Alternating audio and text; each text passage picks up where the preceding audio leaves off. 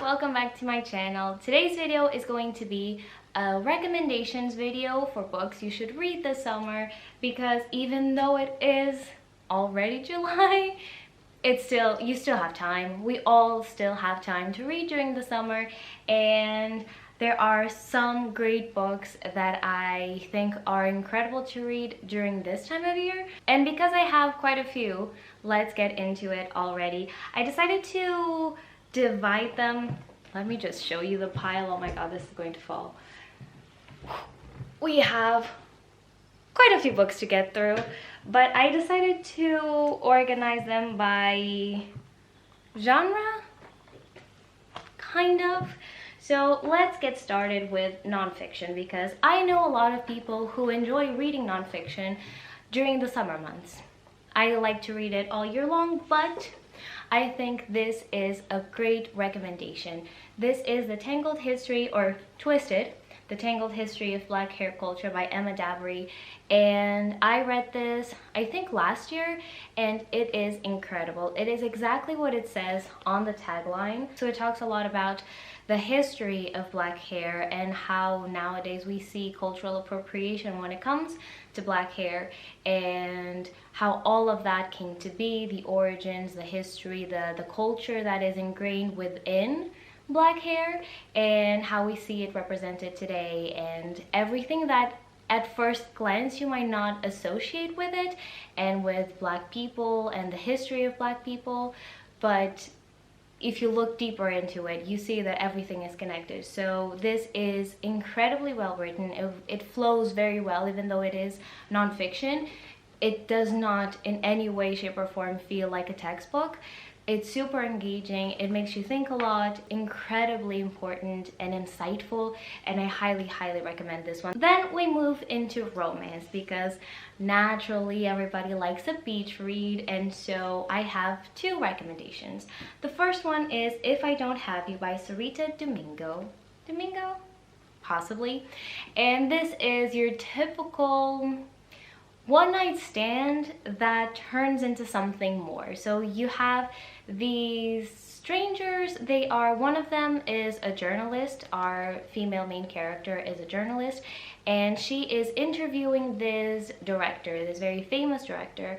And when they meet for the first time, there's immediately this spark, and then circumstances occur that make them spend the night together and get to know each other better as well. It's one of those that you see them very thoroughly through the events of one night, and then you see there's a time jump, and then you see them further in the future. This is incredibly sexy and so compelling, such interesting characters, and you won't want to put this down. The other one is also a romance, but very different. This is Savvy Sheldon Feels Good as Hell by Taj McCoy. This is a new release this year. This is a romance, but it deals much more with self-love. So we meet our main character, our main female character, and she is in this weird relationship where she doesn't feel valued enough. She feels like she's always almost like walking on eggshells, and she never feels like she's being appreciated for everything that she is. And things happen, that relationship quickly ends, and this is her story of self-love, her journey of self-love, and being more comfortable with herself and learning what she wants and all of that, but also with a little bit of a sprinkle of romance. And this is also, I think, an incredible read for summer, especially because people tend to be so self-conscious during the summer months about their bodies and about how they should look and how they should feel about themselves and everything. So I think this brings up some very interesting topics, and I really enjoyed the discussion in this one. Then we follow into young adult. These also have romance, so it's kind of a nice transition, but this is young adult. So we have Felix Ever After by Catherine McCallender, and this is one of my favorite books ever. I love this. And this takes place during Pride Month, so June, but still, it's an incredible summer read. And this is a coming-of-age story. So we have this black queer kid who is coming to terms with who he is and how they present themselves, and all of that with a huge sprinkle of drama, because our main character is transgender and somebody dead names him and kind of brings up his old name and how they used to look and everything. And so we are dealing with that, but also self-love once again, and continuously discovering who we are. This is just a joy of a book to read, so I highly recommend this one. And then we have the perfect book for summer because it takes place during the summer months, during a summer vacation, and this is Love Boat Taipei by Abigail Heng Huen, and this is also being adapted into a movie. I think they filmed it already. I don't know when it will be coming out, but it should be next year presumably. And so if you want to catch up before the movie is released, this is your chance. So we have, I would say, 4 main characters, but our main character, the one who is on the cover, is going to Taipei. And Love Boat is this summer program where students just go and hang out, and they have classes where they learn the new languages, and they have activities and all of that, but then they get to go and explore the city as well. And if you like boarding school drama, people have referred to this as a little bit of Gossip Girl vibes, and I do agree with that very much. This has a lot of Gossip Girl influence, and we have this group of friends, or better, this group of people who become friends, but they are very different. Our main character, she's coming from the United States and she wants to dance. So this is her last year before deciding to go to university, and her parents want her to be a doctor, but it's not something that she wants, and she really wants to be a dancer. So this summer is her chance to kind of pursue that dream and show her parents what she can do. For a typical, or what you may call a typical YA, this felt very refreshing. I really enjoyed how the author managed to kind of subvert certain tropes and the relationships, how the characters could have been cookie cutter but they weren't, and so I really enjoyed this one. Now delving into adult but still in a contemporary setting, we have Such a Fun Age by Kylie Reid. And once again, I think this is kind of a timeless book because I do not remember what is the setting time-wise of this book, but I think it's an incredible summer read once again because it's entertaining, but it makes you think, but you really want to like get to the end and you don't want to put it down. So to me, that makes an incredible summer read, and this is definitely it. So in this book, we have our main character, Amira, and she is a young girl in her 20s, but she's going through that typical phase where she has a job that is not very fulfilling, but she does it anyway, but it's not enough to pay the bills, so she is a babysitter on the side. And she is a Black woman, and that also has an influence in the story because she babysits a white kid. There's a lot of discussion of microaggressions in this and white saviorism as well, and it's so interesting because you see the relationship, especially between Amira and the mother of the child. All in all, you just have this kind of a coming of age story because you see Amira going through all of this and just her relationship with her friends and with herself and what she wants out of life. Then all of these are adult, but they have more of a historical setting. So starting with Red at the Bone by Jacqueline Woodson, this is a generational familial drama, I think you would call it. So we have this family, and through the different chapters, we see from different perspectives of people within this family. And we see this family come together for the celebration. It's almost like a debutante ball, those kinds of events where people are introduced to society.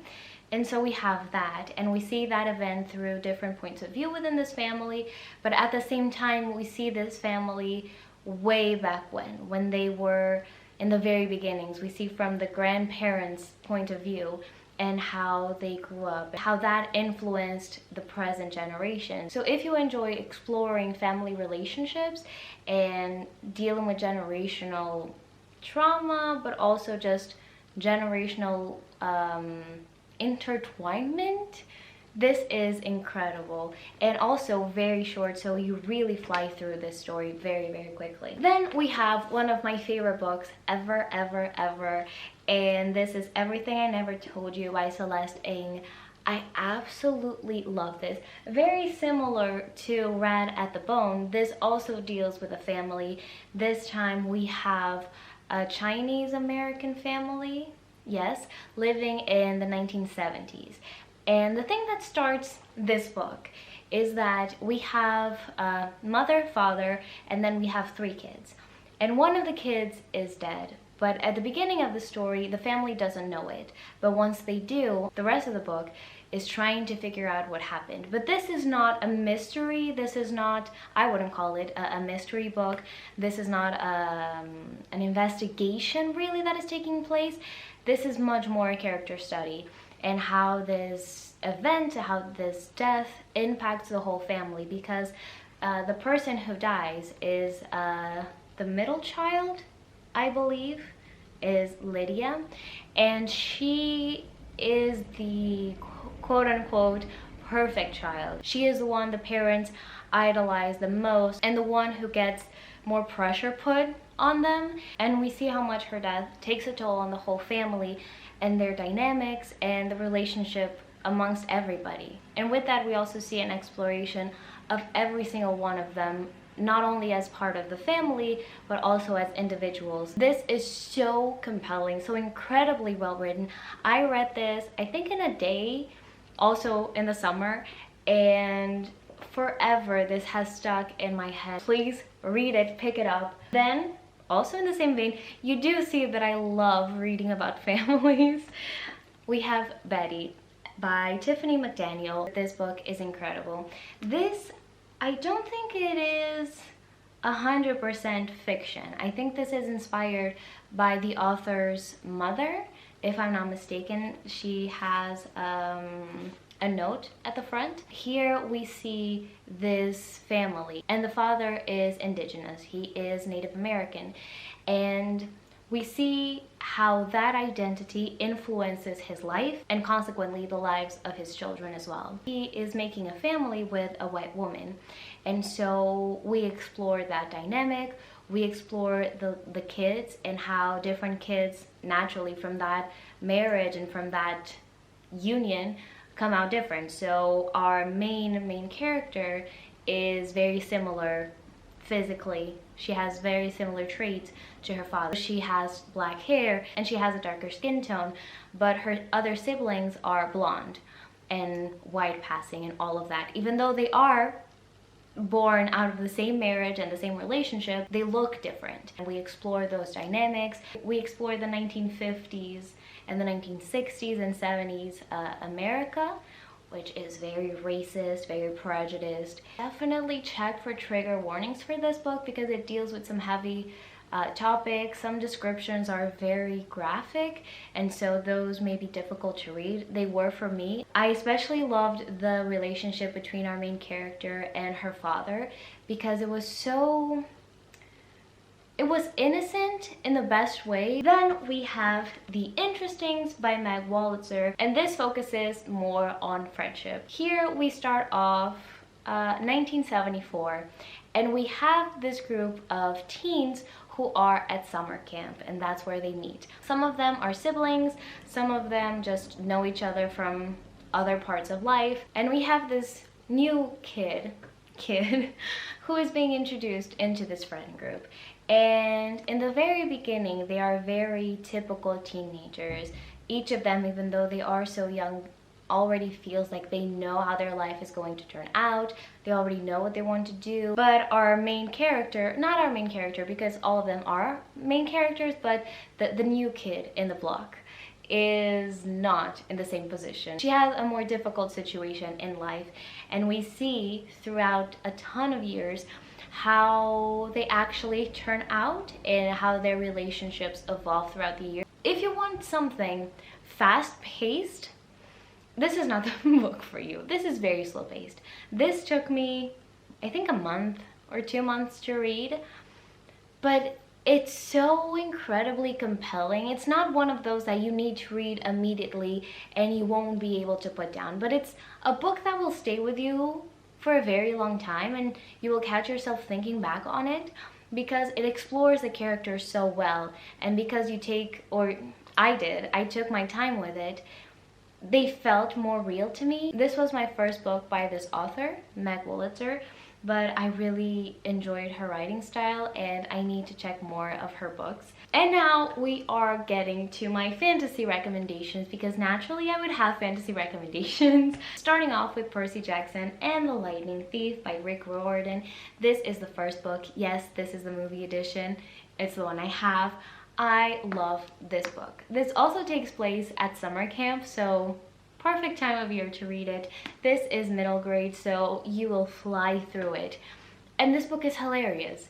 This is the funniest, or one of the funniest books I have ever read, because you have, the way that this is written is so conversational. It's almost like you're talking to a friend. We follow Percy Jackson, our main character. He is, I think, 12 in this book, and he is a demigod, except he doesn't know it yet. And what is a demigod? He is the son of a god and a human. And what that means is that until he figures that out and goes to somewhere where he is safe, monsters are just attracted to him and they want to kill him, and they chase him around. Wherever he lives, monsters will follow. And that's it. And it's so funny. This is urban fantasy, so we have this fantastical world, but it is set in our real world. This is a reimagining of the Greek gods. This is the first book in a huge universe and series within the Olympus world. Also, there's going to be a Disney Plus TV show adaptation, which is currently in the works. And if you want to get ready for that, read this. Do not watch the movie. The movie was not good, but the books are amazing. It's so hilarious seeing how Rick Riordan adapts the different myths and turns them into a modern setting. Ah, a joy. This is a joy to read. Then we have All the Crooked Saints by Maggie Stiefvater, and this is a very strange little book. Very difficult to explain, because being Maggie Stiefvater, this has a lot of fabulism. It's almost like a real world, but then you have these little sprinkles of magic, that it's not a whole magical system and something that makes a lot of sense. It's just a sprinkle of magic, but it's so much fun. So you have this place that is known for granting, it's not wishes, but granting miracles. And so people may be cursed, people may be odd in some way. I won't spoil it, because the fun of reading this book is its oddness and its weirdness, and exploring how each person has their own curse and what that entails. It's so sweet, and I love this so much. And so people who have these curses go to this place hoping that a miracle will happen. But what ends up happening is that miracles don't just happen left and right, and so people live in this place. All of these cursed people, in some way or other, live together in the hopes that they will be cured. And at the heart of this, you have the family who is able to perform these miracles. If you've ever read anything by Maggie Stiefvater, this is very much her style, in the sense that not everything has to have an explanation, but the vibes are immaculate. Then we have The Chosen and the Beautiful by Nivo, and this is a Great Gatsby retelling, but instead of focusing on the boring characters, we focus on Jordan, I believe, Jordan Baker. I have read The Great Gatsby. I was not the biggest fan of it. It was boring to me, to be completely honest. And I love this. This was incredible. This is the queer Great Gatsby that the original Great Gatsby hints at could have been, but never was. This is so much better. I enjoyed this so much. We also have a little bit of magic sprinkled in it, but it's similar to Maggie Stiefvater in the sense that it's not overly explained. It's not even that important to the story, objectively speaking, but it's there and it's cute. And overall, I think this is just a really interesting exploration of the story and an interesting twist. I enjoyed this much more. I enjoyed the writing style of this much more than The Great Gatsby. This is a very faithful scene for scene retelling, but better. This is so much better than full-on fantasy. We have A Song of Wreaths and Ruin by Roseanne A. Brown. Also read this during the summer months, so this will always be a summer book for me. This is a fantasy book inspired by West African mythology, and we have two main characters. Our first main character is Malik, who is a refugee in search of a better place for him and his family. And our other main character is Catarina, who is a princess of this very wealthy kingdom where Malik is trying to get to. But she is facing some difficulties of her own and some very traumatic experiences because her mother, the Sultana, was just assassinated. And so she is next in line for the throne, and she wants to figure out a way to bring her mother back and kind of turn back time in a way. This is so interesting, very fast-paced, even though it is fantasy, even though it is long. This is very interesting, the way that mythology is woven in the story itself and the characters, how they change throughout the course of the story. There's an element of competition as well because the princess is in search of a husband. If you want to get into some new fantasy, this is the first one in a duology, so it's not super long. You can maybe marathon it for the summer. And I really enjoyed this one. Really enjoyed the writing style as well. And if you want an audiobook recommendation, I can also recommend this one because the audiobook narrators are amazing, so highly recommend this one. And finally, you don't know this, but it is 40 degrees outside Celsius. So I'm burning up. But the last book for today is none other than The Priory of the Orange Tree by Samantha Shannon. And I would recommend this for the summer simply because of its size. Because it's so long, but it's so good. This is a standalone fantasy, so once again, you may feel intimidated by its size, but if it was like 3 books in a trilogy, they would be like 300 pages each, so not that long. And this is very interesting. So we have this, if you want dragons, this has dragons. If you want a very interesting world, politically, mythologically, and religiously, you have all of that in this book. So you have this world that is divided in two. You have the East and you have the West.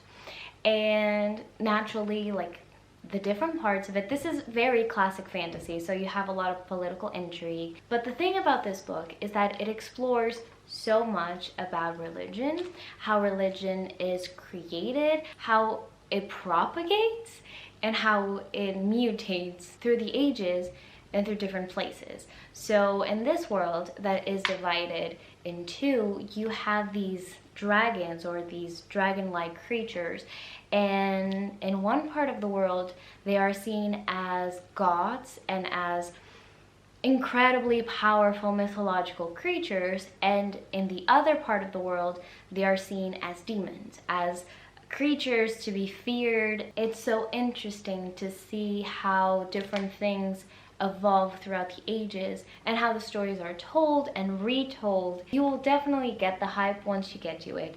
Don't force yourself to read this in one sitting. Just expect that in the very beginning you will be confused, that it will take a little bit to get into the world because that's just fantasy for you. But once you start to understand where everything falls, who everybody is, the story is so interesting and it's so beautiful. And that's it for today. I hope you enjoyed this video. I hope you enjoyed the recommendations.